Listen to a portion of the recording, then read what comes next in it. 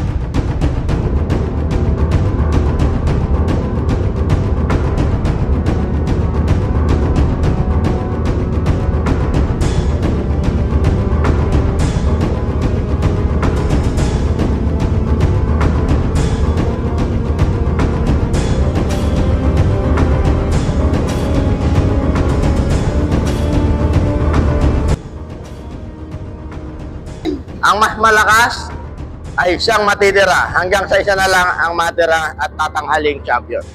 Ating champion, makakatanggap siya ng 1 year membership sa ating gym at cash na 2,000.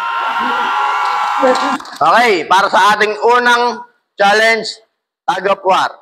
Para sa ating groupings, bubunot sila kung Team A o Team B sila. Mauna ka na, Doc.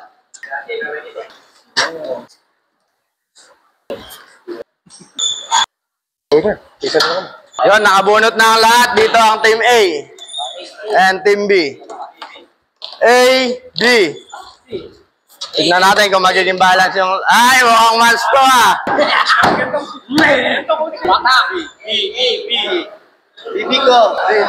Para sa ating mga viewers, i-comment nyo kung sino sa tingin nyo ang mananalo at bibigyan natin ng 100 Gcash. Ang goal nyo is madala itong red ribbons papunta sa base nyo. Okay? Unang makadalawang panalo ang siya magmumove sa ating next level.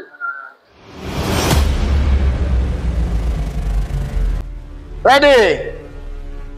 1, 2, 3, go!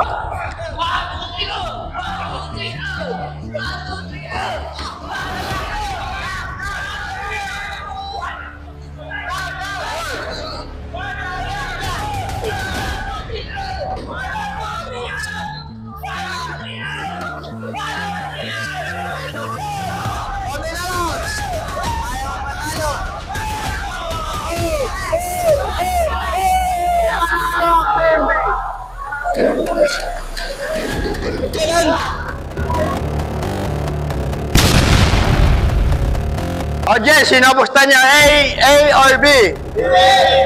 Ay, B. Okay, 1, 2, wala pa. 3, go!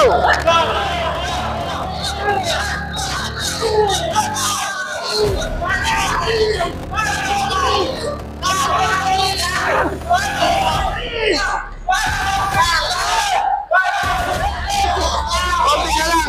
Konti! Hey! Panalo ang Team A!